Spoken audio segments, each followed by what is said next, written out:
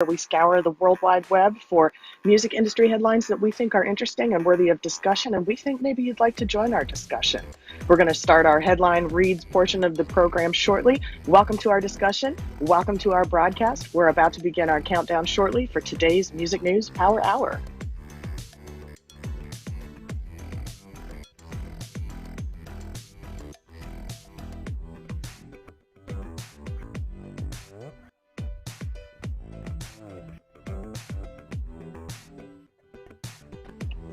Excellent. I just had to do a quick poll to refresh. I see Angela Randall has joined the room. Hello, Angela. It's good to see you. Oh, hello, hello. Good afternoon from the sunny shores of the United Kingdom. I can't believe how many times I'm able to say that lately.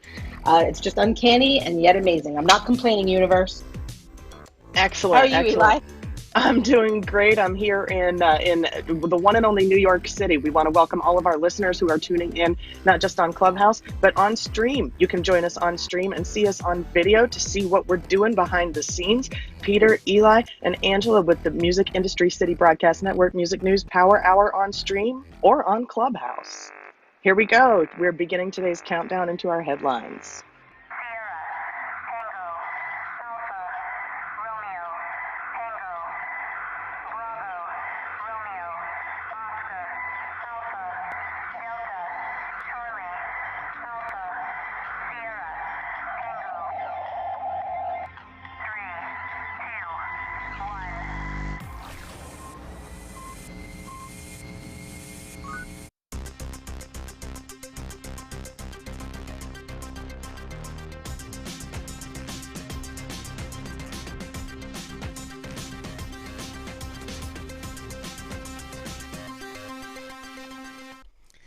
And welcome to the Music News Power Hour on the Music Industry City Broadcast Network. I'm Peter Schwing, and please join me in welcoming my co-host Eli Window and our UK correspondent Angela Randall. Hi, Peter. Hi, Angela. And hello, everyone. It's great to be here. A lot to discuss today. Hello, hello. All right. And today we are going to talk about Universal and, well, as known as PIAS, Play It Again, Sam, Strike a Deal, Ariana Grande and R. Kelly lawsuits and legal issues. UK must be open on June 21st. And what is the productization of music? A couple streaming apps you might know of. And today, I hate to break it to you, we're not going to have a Spotify update. We do not have our daily Spotify update. There was absolutely nothing on Spotify today. So this is like the first time in 3 months. So with that, let's just get to it and start off with this day in history with Eli Window. Eli. All right. Well, it's got to be said, on this day in history, the Music News Power Hour had no Spotify update. Moving on this day in history, June 9th, 2020, we remember the death of Welsh rock guitarist Paul Chapman, who died on his 66th birthday. He is best known for his work in bands such as UFO and Lone Star in memory. Birthdays today, born this date, 1891, American composer and songwriter Cole Porter. What a legend. Also born this date, 1915, American guitarist Les Paul. He also pioneered close miking and echo delay recording. He broke his right arm in a car accident and had it set at an angle so he could still play guitar. Pioneer of guitar, Les Paul, born this date, 1915. Also born on this day, 1941, John Lord, keyboardist with Deep Purple. And born June 9th, 1970, Ed Simmons, keyboardist from the Chemical Brothers. Moving on this day in history, June 9th, 1994, after an argument, TLC singer Left Eye set fire to her boyfriend's Atlanta mansion worth $2 million, burning the mansion to the ground. She was charged with arson and fined $10,000 with 5 years probation. Also on this date, 1998, Oasis singer Liam Gallagher and Simply Red singer Mick Hucknall were involved in a brawl at the Metropolitan Hotel, London. It is also noted that on the day before, Oasis guitarist Noel Gallagher, Paul Weller, and Martin Carr from the Boo Radleys were all involved in a fight at Dingwalls, Camden in London. Kind of a crazy day for this band. It sounds like a crazy week for this band. And finally, moving on, 1998. On this day, the Ronettes appeared in the Supreme Court of New York for their lawsuit against producer Phil Spector. The Ronettes claimed that Spector had breached the group's 34-year contract by paying the members no royalties since 1963. Although the Ronettes went on to win the case, the New York State Court of Appeals overturned the decision in October 2002, saying the contract the Ronettes signed with Spector in 1963 was, in fact, still binding. Anything can happen, even when you have your day in court. And that's it for this day in history. Back over to you, Peter. All right, thank you for that. I mean, I've never had a girlfriend try to burn down a house. Maybe try to run me over with her car, but definitely not burn down my house. So don't mess with Left Eye was the moral of that story. I think so. Right on. All right, everybody, this is where we comb the internet for music industry news that we believe should be discussed. We'll start the readings in just a moment, but first, I'd also like to thank everybody viewing our show in AltSpace VR and on our video feeds. To set the stage for the roundtable conversation, we begin by reading a key sections of media pieces. If you'd like to provide commentary on one of today's topics, simply raise your hand during the reading. To stay up to date on this and other programming, follow the Music Industry City group by tapping the greenhouse at the top, and you may register for free at musicindustrycity.com to gain access to exclusive content. And remember to follow all of our green button co-hosts and commentators as they take the stage. And now let's get to it.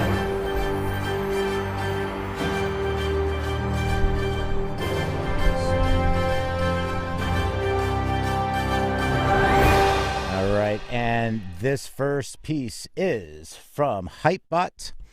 And actually, I'm going to say this first piece from Music Business Worldwide. And you can find all these headlines in our show notes if you'd like to follow along. We have all the show notes in the musicindustrycity.com website. You just click on the show notes graphic and it'll take you to the Google Doc. And you can follow along. Everything that we covered during the week is up in there. And we come to Friday where we have the week in review. So we always have a great conversation. You can join in on that. All right. So Universal Music Group and the acronym is PIAS, Play It Again, Sam, strike Strategic Global Alliance. And as part of the deal, Universal has committed to providing with an undisclosed packaging of funding. In return, Universal will be able to access their international distribution network through its recently rebranded Distribution and Services Division. Unusually for a deal like this, Universal Music Group isn't taking an equity stake, even a minority stake. The indie company remains fully controlled by co-founders Kenny Gates and Michael Lembeau. Could that situation ever change in the future? When they asked Kenny Gates that question, he replied, quote, "The future is the future. We don't know what will happen tomorrow or the day after, but today we are completely independent and completely in control of our destiny." I like that statement. He went on to say he was clear on one crucial point, that they are not for sale. So even if they had agreed to an equity acquisition, things would likely get complicated. As a condition of acquiring EMI Music in 2012, Universal was forced to divest a collection of assets by the European Commission. This ultimately became Parlophone Label Group, sold to Warner Music Group in the summer of 2013. Also as a condition of its EMI buy, Universal committed in 2012 not to reacquire or any assets or re-sign any artists signed with any divested entities for a period of 10 years, for example, until the end of 2022.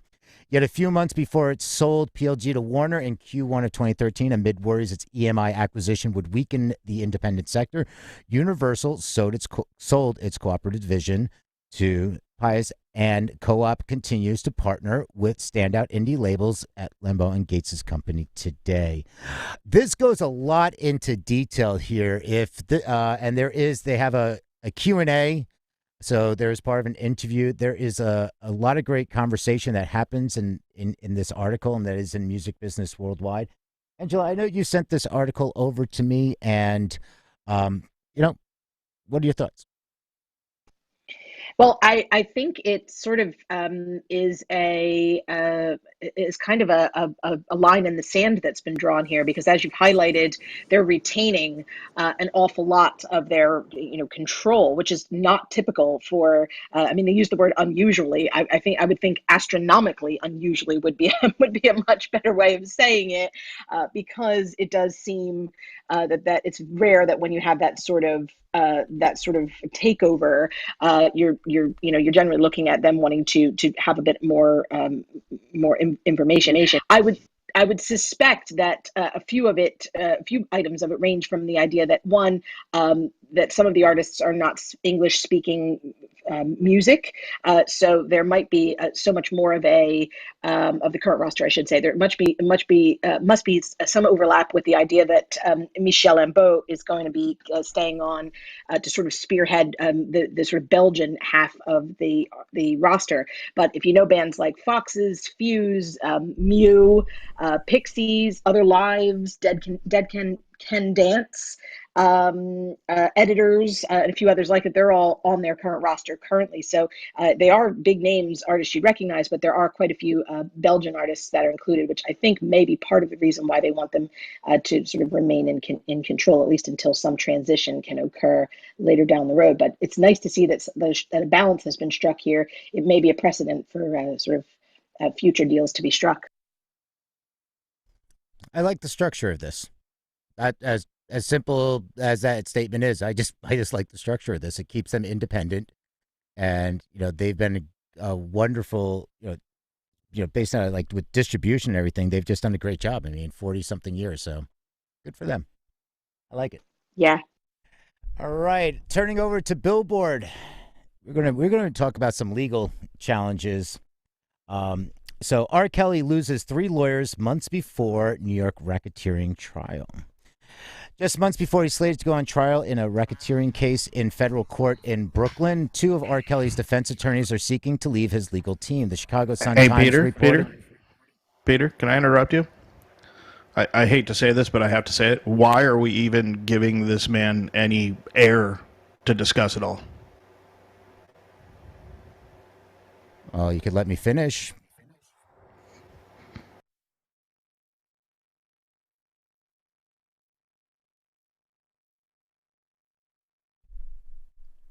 Did we lose you? Is everybody still connected, Peter? I think you're still muted.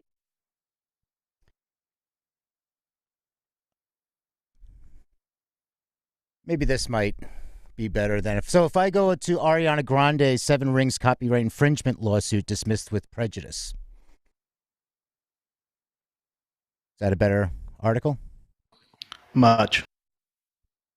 Thank you for your approval, Chris. Sorry, I just don't feel that person deserves to be mentioned in the world ever again. All right, thank you, and I appreciate the as we're doing this, that we're kind of running a show here, so thank you. I mean that's bringing to our attention that we should not cover things like that. So I'll make sure to be more careful and cautious about who we talk about here.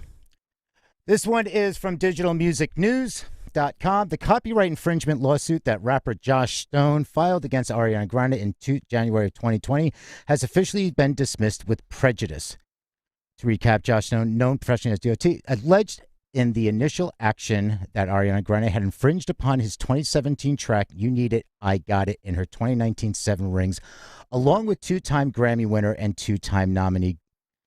The plaintiff named entities including BMG, Cobalt, Concord, and Universal Music Group as defendants.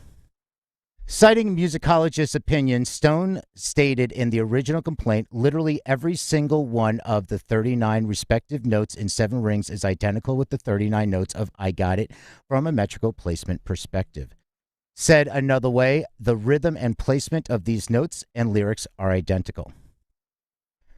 Stone claimed in his updated filing that he'd taken multiple meetings in June of 2017 with Universal Music Group execs, including 7 Rings co-writer Thomas Brown, who has worked with Grande on each of the 6 studio albums she's released to date. During the discussions, which Stone said took place throughout a week-long stretch, the rapper played tracks such as You Need It, I Got It for Brown, according to the lawsuit. Brown then proceeded to contact Stone, emphasizing that he'd enjoyed You Need It, I Got It, and expressed interest in exploring opportunities to work together. Also per the complaint, but Brown, who contributed to the newest albums from Zara Larsson and Demi Lovato, simply took I Got It to Ariana Grande and later repackaged I Got It into 7 Rings, Stone indicated.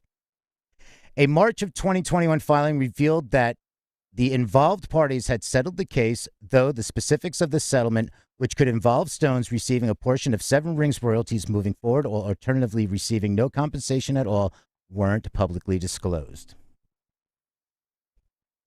Now, as initially mentioned, a new filing, yet dated June 7th, shows that the case has been dismissed with prejudice. Like the March 2021 legal document, the text doesn't shed light upon the preceding negotiations, and Josh Stone, who has released multiple songs this year via his Real Vibes Only label, hadn't addressed the subject on social media at the time of this piece's publishing.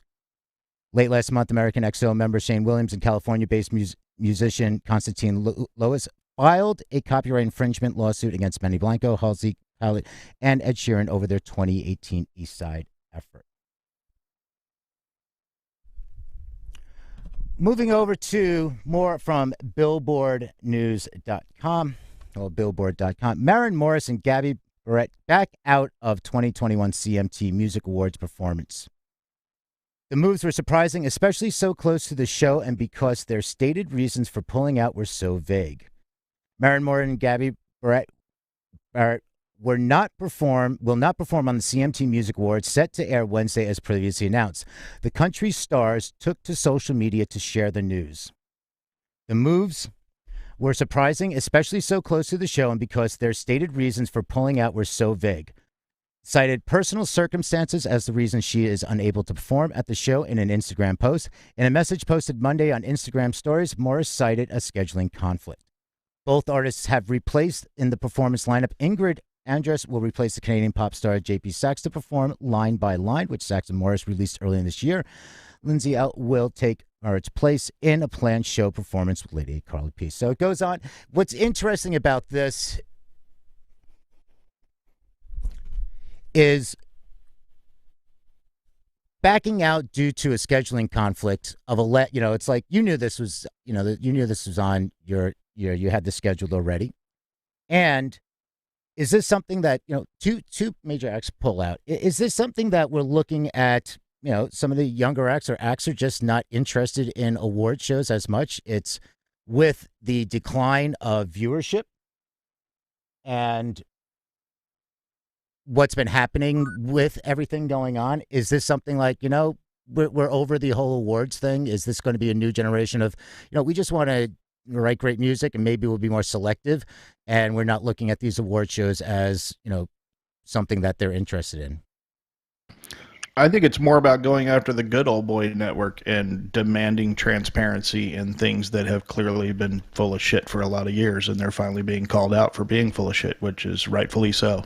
A lot of the award shows, as we know, work on a very old model that was terrible, and in some cases based on corruption. So I think it's now just people becoming more comfortable in calling those entities out. I mean, in beauty pageants across the board, things like that, and it's time. The transparency needs to be there. And I think they don't want to take part in something that they've seen to be just wrong over and over and over again. We see the Hall of Fame get the same thing when just poor decisions are made. I'd like to echo. I agree with that too. Sorry, Rachel. I'll come to you up next, I promise. I also think there might be a little bit of the pushback, considering it's a country awards show and not just an awards show. Artists like Maren Morris and Gabby Barrett are both regularly attacked by the hardcore country community for not being quote unquote country enough. And it might be, as Chris said, a way to push back at the good old boys, the people who make their judgments and pass that judgment on the sort of younger artists, and also the female artists. In Maren's case, of course, I know she's been very outspoken about that, but also because they quote unquote don't fit the country mold, and they're just not putting themselves on the chopping block again. It may just be a matter of that. Go ahead, Rachel. Yeah, thank you. Historically, we've looked at in the radio, there's been a lot of stereotyping in country music and Black traditional music and jazz. And I think even if you wanted to put it in a more gentle paraphrasing, instead of even saying it as the good old boys club, although I think there's definitely an element to that, I think that a lot of people are finding agency and power in putting their music online and connecting with people that they actually relate with. I think that in award shows, and there's these huge corporations of faceless power sources, and it feels very, very frustrating for independent artists. And when there are just so many other options, and there's also this kind of rising mentality that you don't have to be rich in order to have a career, you don't have to be rich in order to make a living. So I think that there's like a shift in perspective as far as what it means to make it. And I think with that comes the idea that, why are we supporting these giant businesses that don't really have it out for us?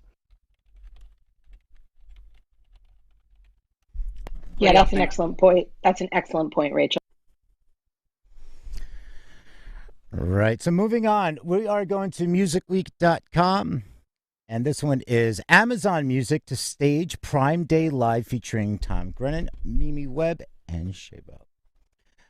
So they're staging a Prime Day live this month, and the live stream will be available to all Amazon customers from 7:30 p.m. on Wednesday, June 16th, via Twitch and through the Amazon Music app.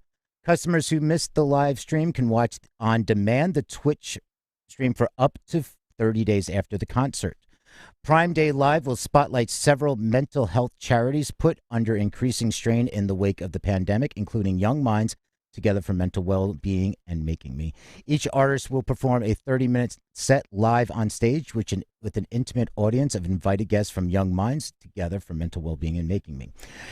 Tom Grant says, we all know the incredible effect that music can have on our mental state, and loads of us can recall a time when hearing that one song at exactly the right moment boosted our mood or gave us that spark of motivation.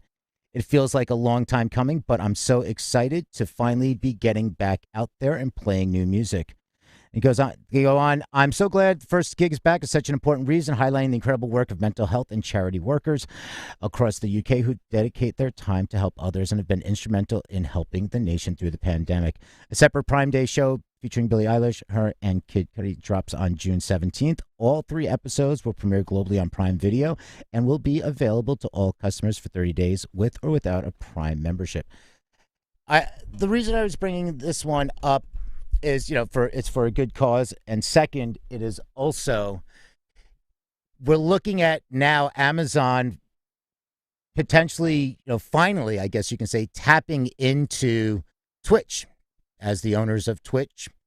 We've never really seen them, they have done stuff on there, but we haven't really seen big or consistent plays happening. And they've been incorporating, like, you can subscribe to a streamer using your Prime membership, and that helps support. So they've been implementing, but slowly it seems that they've been implementing features of Prime into Twitch.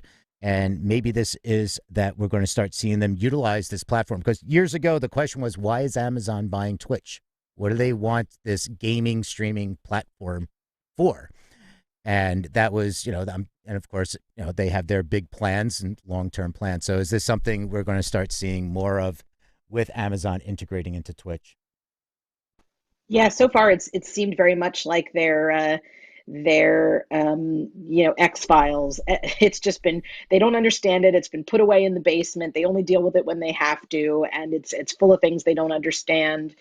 So it seems like it's lovely that for once in the news we're hearing an Amazon takes ownership of Twitch for the moment, and actually is doing something to utilize the platform and giving it center stage. At the same time, Tom Grennan's a kind of a guilty pleasure for me. I just think he's absolutely fantastic. What a talent. And it'd be great to see, these artists get a little bit more sort of worldwide attention, because they're perhaps a bit more regional and segmented.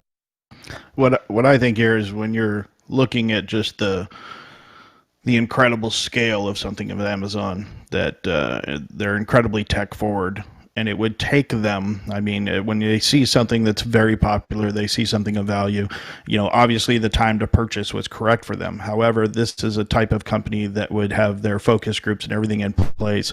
And it would take them a solid year or so to put together the team they needed to put together the plan, present it to the board over and over and over again until it was ready to institute. So I think privately, they've been behind the scenes actively preparing a rollout that I'm sure this is not a level of corporation that does anything on a whim. The next 5 years are meticulously planned, if not longer.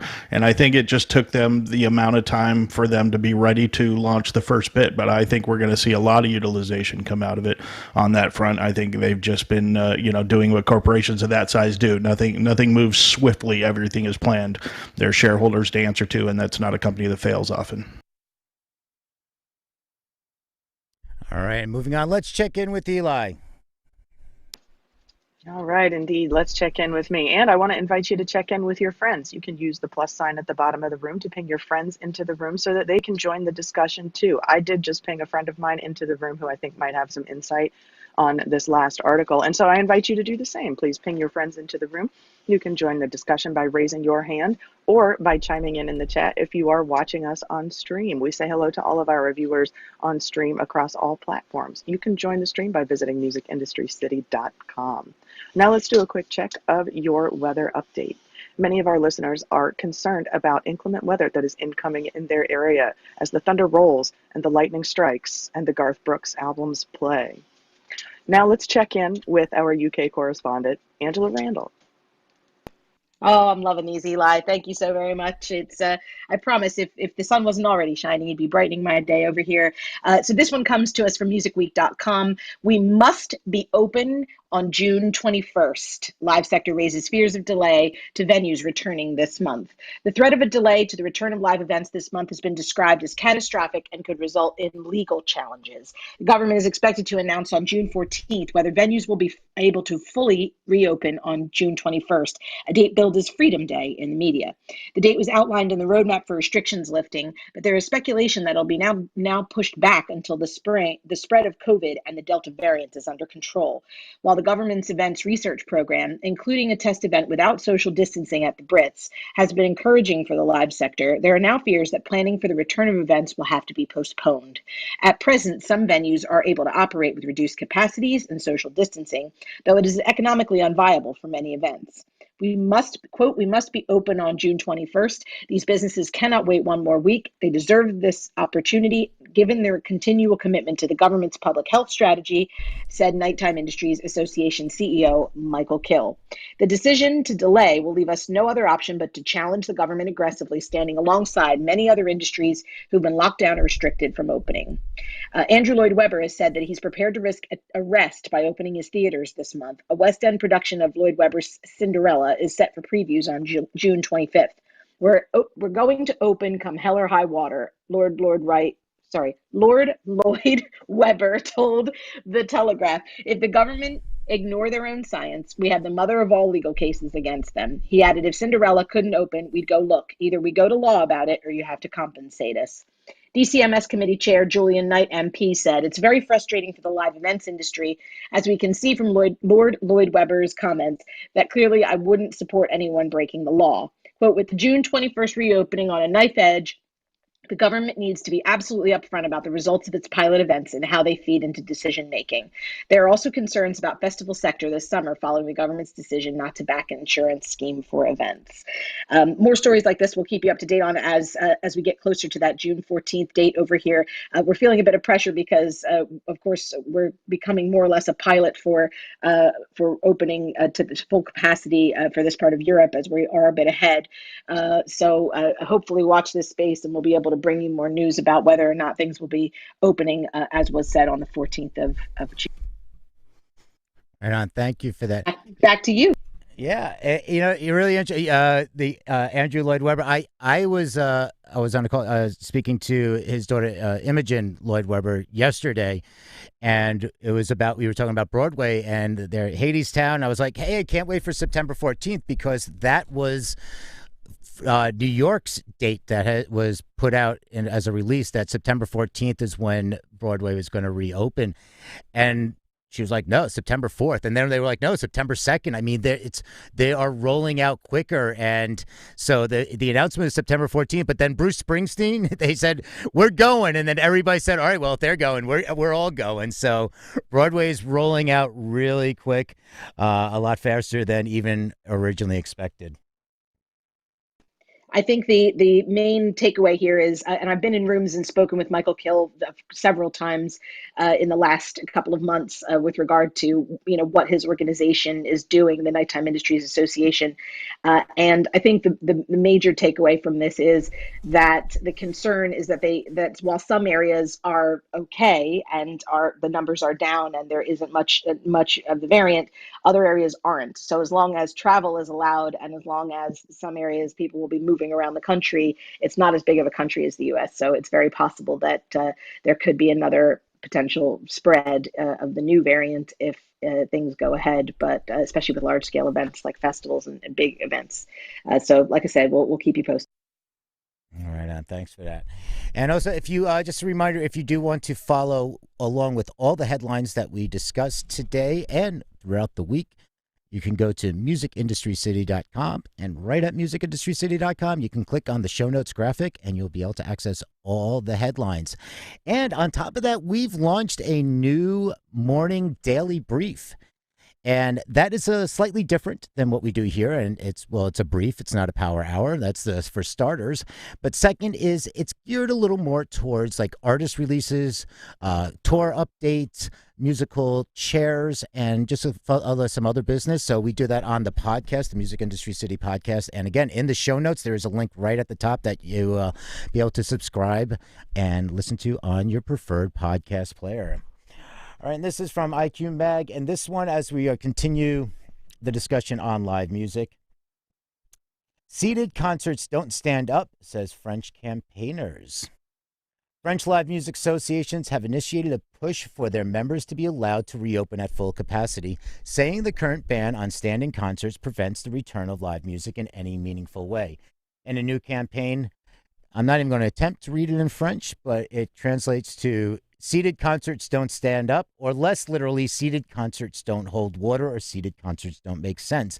The SMA, Union of Contemporary Music, and the Federation of Contemporary Music Venues demanded that standing shows be allowed from July 1st, saying live music should have parity with over sectors as society begins to reopen this summer. Concerts have been permitted in France since May 19th, albeit at 35% capacity. And as of today, well, as of June 9th, yes, that has been increased to 65% capacity, although shows must be seated. While Culture Minister Roselyne Bachelot has suggested standing shows could be allowed from July, they will still be subject to social distancing regulations with no more than one person for every 4 meters squared of space in the venue, making most events unfeasibly financial.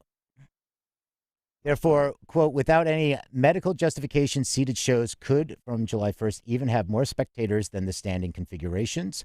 And in a statement, they said, which between them represents hundreds of live businesses, say all the aid provided to the sector to enable it to survive the pandemic will have been nothing if venues are not allowed to reopen at full capacity from July 1st.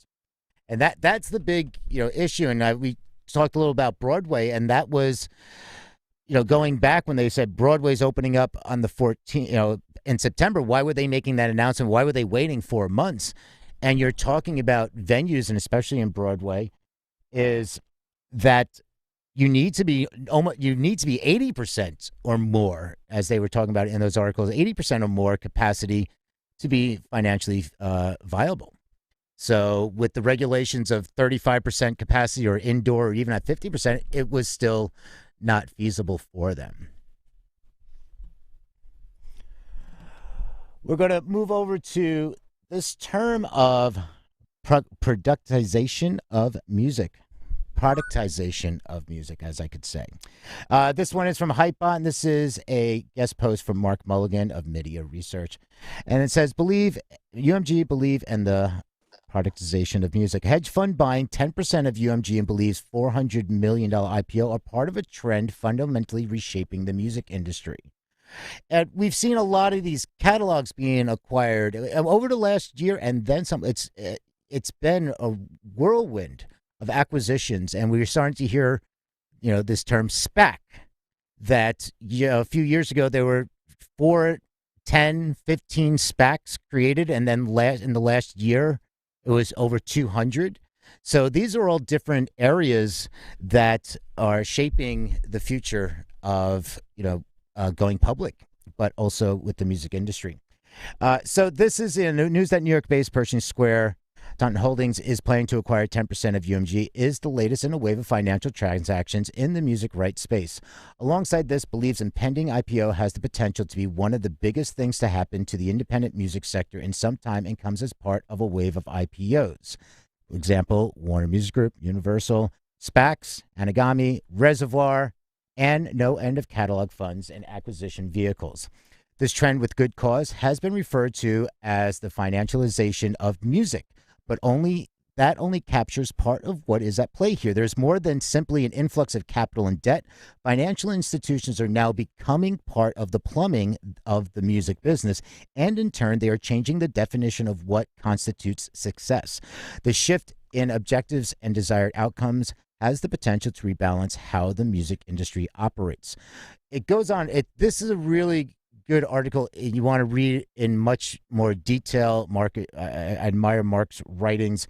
He's always spot on. But I'm just going to kind of wrap up this one area. As though the strategies and aspirations of financial entities that are investing in music are diverse, they are usually very different to those held by music companies, particularly those of traditional music rights holders. What constitutes success for one may not matter much for the other. For example, a credible music industry objective, for example, getting playlisted, might have little immediate relevance to asset class value. Even the macro market trends illustrate the disconnect. The value of publicly announced music catalog transactions grew by 14% in 2020, while global music publisher and label revenues each grew by just 8%. Example, the financial value of music catalogs grew faster than their ability to generate revenue. So this goes into that long play. He really does a wonderful job breaking this down. And he even talks about the investments with, like, the Ontario Teachers Pension Plan, their investment in Anthem Entertainment. And this is all part of, all these different areas of what is being invested in into the music, ecosystem, and how the opera, what is this going to change as more have to respond to shareholders, rights holders, things in that area is just something that if anybody is really more on the financial side, please raise your hand and you'll jump in on the comment. And but for those interested, this is really an interesting space to watch, and we're seeing how these specs are going to roll out over time. I do want to quickly welcome Josh into the stage. Welcome, Josh, and I know that you raised your hand. Did you have a comment for us on this article, some insight? Yeah, my name is Jochen. It's pronounced Jochen. Thanks for your correction. I apologize. Yeah, I find this very, very disturbing. It's a very disturbing development, because Mark is going on in this article to say that we already are at 70% of the volume of selling of 2020. So it's a development that goes faster and faster. And for me, the worst thing about it is that the acquiring of financial institution of music catalog is cherry picking at its worst, because they are not interested in developing artists or anything like Mark says in his article. It's a completely different value system about a catalog of music rights, because what they do is they transfer the music right into a financial asset, which is the same as pork bellies and insurance packages and real estate, and they repackage into derivatives, financial derivatives, and then it is not music anymore. It has nothing to do in any way with the music scene, and this is horrible. I mean, I always, I asked myself, we have what is happening to the music business, and also to the record labels and to the publishing companies, because on one side they have the development of cutting out the middleman. On the other side they have huge capital intensive entities cherry picking their whole catalog. And where does that leave them? I ask myself this, and I'm done talking.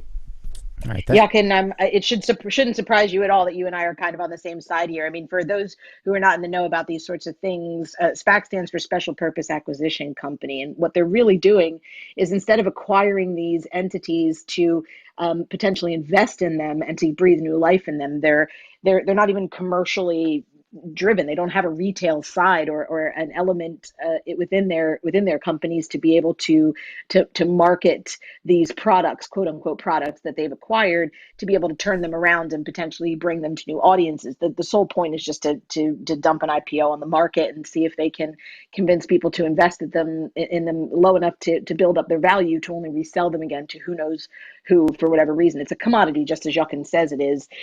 So I plan on watching this very closely because it's very much taking advantage of people at their lowest point. But if they're it's sort of a tale of two sides of the same coin. When we talk in this room a lot about and this broadcast a lot about Hypnosis and how they're buying up catalogs and their intention appears to be altruistic. What's going on here seems like the complete antithesis to that. So yeah, I'm on that side as well. And the interesting thing about SPACs is we could get together and create a SPAC and raise money, and we have no business plan. In a very basic term, is that we have no business plan, and we're going to raise a few $100 million, and we'll get back to you. Here's our ideas. We're thinking about this, but the concept is that the other thing with the SPAC is, though, there is a time limit to everything. So there's a lot more to it. So I encourage everybody definitely to do more research if it's of interest, and to see how these actually operate. So, all right, thank you for that. I've already. Can I expand a little bit on one? Or yeah, sure. Just microphone. For a minute. Yeah, I experienced this development a couple of years ago in the film industry, because in German industry, suddenly it was possible to tax deduct investments into the film industry. And all of a sudden, we had hundreds of new so-called film producers having capital, but no project. And so they just pull project out of the thin air. And about 99% of these projects were horrible projects. And this was a huge waste of capital. And I'm afraid that this is exactly the same development, but on a much, much larger scale and in the music industry. All right, on. Thank you for that. Yeah, it's something to keep. We're going to keep our eye on this, and you can thank you so much for that insight and your thoughts on this. We are going to move on to let's talk a little bit some tech, and this one is from musictech.net. And the reason I'm bringing this one is because it has to do with spatial audio. So Logic Pro will get immersive audio tools later this year for spatial audio mixes. So for all you producers that are using Logic, it's coming, because Apple's rolling out spatial audio. I mean, so this is they're tying into their ecosystem. So now you'll be able to produce it right from Logic. So they're saying it's going to be adding immersive music authoring tools to an upcoming version of Logic Pro later this year. Following the arrival of spatial audio and Dolby Atmos playback on the Apple Music service, the Logic Pro update marks a commitment to help artists create for the format. With the release of iOS 14.6, music fans can now listen to tracks in the three-dimensional Dolby Atmos format on their iPhones and iPads. The update also brings lossless audio to all the tracks on the platform the first time. So a brief description of Dolby Atmos: it's an immersive object-based mixing format that gets decoded on your device. Playback will work on any headphones, but Apple maintains that the best way to experience the phenomenon is with a pair of AirPod Pro, AirPods Max, or Beats earbuds and cans. Spatial audio champion and Beats One host Zone Lowe asked the question we're all thinking: how are artists going to use this? Are they going to start creating with music with the idea of three-dimensional environment as opposed to this two-channel environment? So this is all about innovation, and this is really interesting. I can't wait to get my hands on this. I want to start playing around, and even over in virtual reality, they've been with Unity, trying to work out 3D audio. I mean, the fact to be able to fly around a world and have like 3D audio, there's a lot of people that are going to get really creative very quickly with this. So I'm looking forward to it. And speaking of being creative in different ways, Paloma Faith unveils premium content for pioneering Alexa skill. This is from Record of the Day. And this is something that's like, wow, it's kind of interesting. And maybe it's something that artists might catch on to in some way, shape, or form, and figure out a different, add it into their marketing toolbox. All right, so some of the bullet points here is that it's the first Sony Music artist to launch a premium content for Alexa skill, and it's Paloma's bedtime to utilize in-skill purchasing for new premium stories narrated by Faith, designed to help send children off to sleep. All right, so it goes on. A double platinum and Brit Award-winning artist Paloma Faith has expanded her pioneering Alexa skill, and the skill offers parents a host of stories, lullabies, sleep sounds, and goodnight messages read by Faith, designed to help send their children off to sleep. But in-skill purchasing will now also enable parents to purchase newly added narrations of two classic children's stories, Three Little Pigs and The Tale of Mrs. Tiggy-Winkle. That's my favorite one.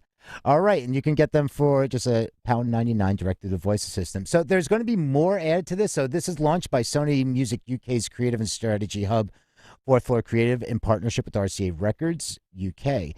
Faith became the first artist to create an Alexa skill upon initial release of Paloma's Bedtime in 2018. The newly updated skill features all of its important, the most important features and popular features. So this is really interesting. I mean, is this, are people going to start looking and it's like, hey, what does it take to create an Alexa skill? And just say, I'm going to stop saying Alexa because it's saying hello back to me right now, even though you might not be able to hear it. So you might hear it in the stream. But Alexa's just like, would you stop saying my name already? Like, what do you think of this? I think it's really neat, and it could be used in a very creative way. Something to think about. And I definitely just wanted to chime in. The takeaway for me is the mention of the Sony Music UK's Creative and Strategy Hub, Fourth Floor Creative. Every time something amazing happens over here that's very much outside of the box, they are at the forefront. So if there's a company to watch, or a division of a company to watch, I don't know who they've got working over there, but they've definitely got their heads on straight, and they're putting out some pretty fantastic content to support their artists in very unusual times. So, if there's anybody in the audience that knows or works for Sony Music UK's Creative Hub, Fourth Floor Creative, pass them my kudos, and I tip my hat to them. I think this is, it also comes down from a trickle down in kudos to Rob Stringer. I mean, for what he's invested in with future technologies, and not just now. I mean, now it's real that now they're the pedals to the metal, but they've been ahead of the curve on a lot. I mean, Universal and Warner. I mean, Warner, had a chief innovation officer, of years ago, really focused on tech, and they started doing tech. So all the majors, which have the capital to do that, but Sony's just been nailing it. I mean, Warner's been nailing it too lately, but Sony, I think, with what Rob at the helm and what he's doing, is trickled down to every department of saying, how do we look at technology and different ways to be out there and get involved? So kudos to them. And with that, this one is from Rain News.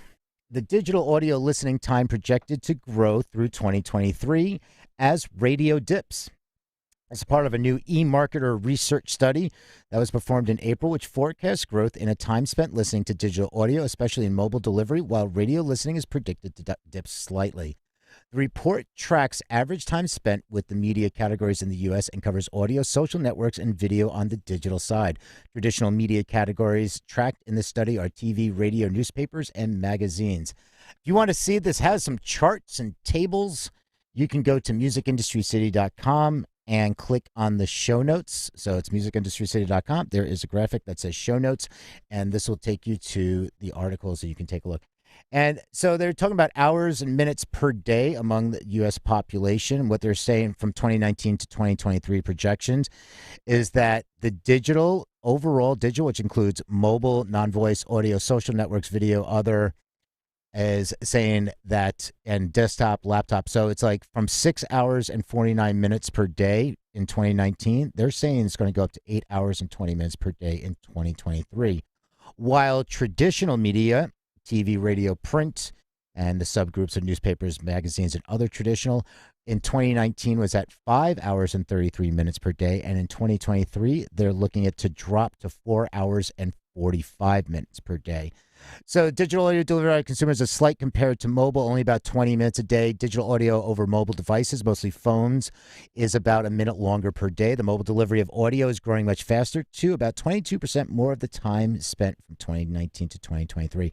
By contrast, radio's time is projected to dip over 10% from 2019 to 2023. So it's something of just like I like these little interesting notes to pay attention to, and we're going to just throw over to Eli, even though we don't have the Spotify spot. But I need to grab a drink of water. Excellent. Yes, we want to make sure that Peter gets a drink of water. Peter is working hard for us. Our co-host, Peter Schwing, is not only the co-host of Music News Power Hour, but also our producer. So please join me in thanking Peter for all of his excellent work making this broadcast so successful. Yes, Peter is awesome. I do want to check in with you and remind you that you can join us each and every weekday, Monday through Friday from 12 to 1 Eastern, right here on Music News Power Hour. You can join us on stream or on Clubhouse. You can register for free or find our show notes, including all the articles that we're covering today, by visiting musicindustrycity.com. Make sure also that you tap the green house at the top of this room. That will allow you to follow the Music Industry City Club here on Clubhouse and have access and updates to all of the interesting content that's available on Clubhouse through Music Industry City. Make sure also that you follow your moderators on stage. These are the speakers with the green moderator icon. This way you'll be notified when your moderators are speaking and you can join the conversation more often. Be sure to ping friends into the room, invite friends if you're on chat, raise your hand to join the discussion, or chime in the chat if you have a question for us, a comment for us, or if there's an article that you would like to share so that we can cover it in tomorrow's Music News Power Hour. At this time, we are looking at our last word, wondering if we have last words on any of the articles that we've covered today. Once again, you can visit musicindustrycity.com to recap. Mike, any last words for us? I do not. It's been an interesting, great room today. And regarding the topic earlier about certain news we shouldn't read, I guess I tend to agree, but still feel that it was relevant to the music space and still is, since the world relates him to us, unfortunately. Oh, thank you for that, Mike. Yeah, I mean it's something that. The closing of how listening, if we were to go through the entire thing, you would have heard a different outlook at the end. So that's why we do this. And discussions like this are still important. Indeed. Anyway, thank you. All right, thank you. All right, I do have two other quick bit articles here because these struck me as like, hey, article apps. These music streaming apps that you might not have heard of. And this one is music app Monking Me appoints new CEO and plans more growth. Now, I was like, wait a second, there's a new CEO of a music streaming app that I don't know about? So, music streaming app has appointed a new CEO, the company's former chief content officer, Yvette Honoro. The app, which has been downloaded more than 4 million times so far, offers a catalog of free music to stream and download for offline listening. It uses a virtual currency system, Bananas, that listeners can earn by interacting with video ads and quizzes and spend on features within the app. And so the new CEO says, Monkey Me is at an exciting stage right now. We are getting traction in terms of users and are very focused on bringing new catalogs on board. In that regard, we closed 2020 with more than 300% growth. So far in 2021, we have already surpassed the total amount of songs ingested throughout 2020, reaching just over the 2.6 million tracks available on our platform. It's so the Monkey is preparing for the evolution of its app too towards something more social, but still with the music at its core. And the in-app currency of one is Monking Me's most interesting features, especially at the time when tokens are the talk of the music town in other areas. NFTs, for example. This is interesting. Does anybody know of this app? Has anybody heard of it? It's even hard to say the name. It just doesn't flow. Yeah, I agree. But as a public service to all of you here in the Music News Power Hour, I volunteer to download this app and explore it and give you a full report on it, because I absolutely insist on having an app on my phone that deals in bananas primarily. So watch this space. Angela, I was just going to say the same thing. Everything else is exciting as well, but the fact that the NFTs, the tokens in this app, are bananas, that's enough right there. I'm signing up. I mean, and even in the graphic here, it's like it just has a screenshot. It's like, earn free bananas. You can watch a short video and earn 2 bananas. So we'll see. And thank you for that. And Angela's going to be our in-flight She'll be our in-flight test app tester and report back. And with that, Angela, we have another one for you. And I did know this name. Actually, I forgot about this name. And this one is from Axios. And this is the free music streaming app Trebel. It's going public. So yeah, we'll chalk that up to another company going public. 3-year-old music startup Trebel, whose app allows users to listen to music for free on demand and offline, is going public via Regulation A plus offering, according to a new SEC filing. So if we just want to add more to the confusions of, reverse IPOs, reverse merchant with like SPACs, Regulation A plus, don't get caught up in that. Why this matters is important. The company differentiates itself from other music streamers by letting consumers listen to music for free on demand and offline with ads, a game changer for people in developing markets. How it works: Trebel makes money off advertising and shares that revenue with artists and record labels, explains Trebel CFO Bob Back. It's also starting to build a business where brands can sponsor an ad-free premium music listening session for a user in exchange for consensual data from the user, often shopping data or data. I flip-flop between those two. Trebel currently works with Uber Eats in Mexico to give users a certain amount of ad-free listening days sponsored by Uber Eats in exchange for giving Uber Eats information about users' food orders with their consent.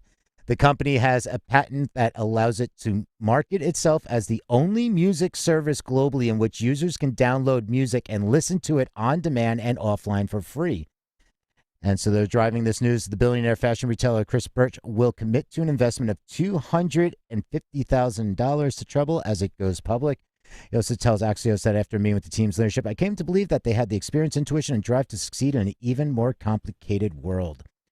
All right, so right now the company is focused on serving users who are not likely to pay for a premium paid music subscription, which differentiates it from the likes of Spotify.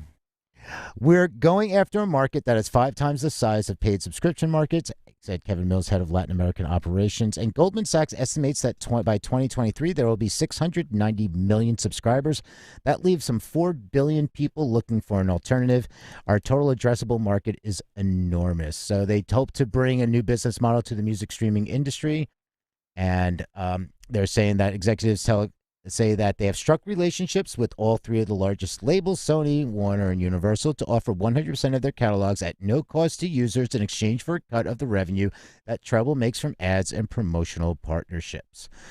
All right, so sources say that a current C-level executive at one of the 3 majors label will be joining Trebel full-time as a president in July. So somebody's going over from the music industry, from the label side to the tech side. We'll keep an eye on that space.